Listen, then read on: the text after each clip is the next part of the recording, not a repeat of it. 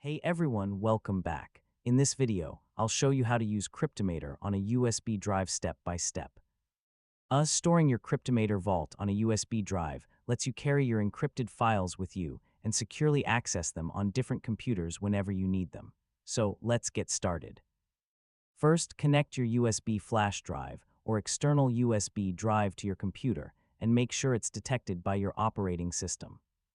If you haven't installed Cryptomator yet, download and install it on the computer you'll be using.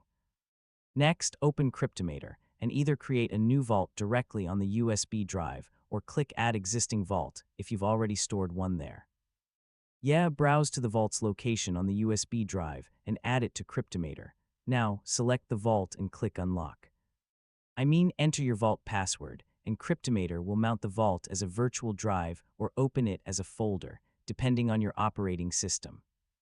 You can now open the mounted drive and work with your files just like you would in any regular folder.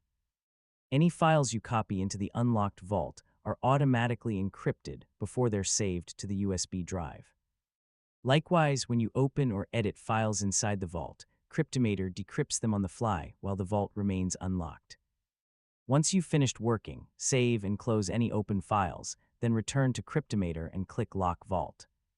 Wait for the vault to lock completely before safely ejecting the USB drive using your operating system.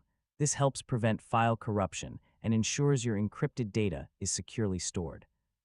And that's it. You now know how to use Cryptomator on a USB drive to securely store, access, and transport your encrypted files between supported computers.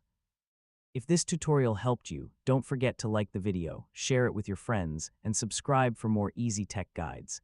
Thanks for watching, and I'll catch you in the next one. Hey everyone, welcome.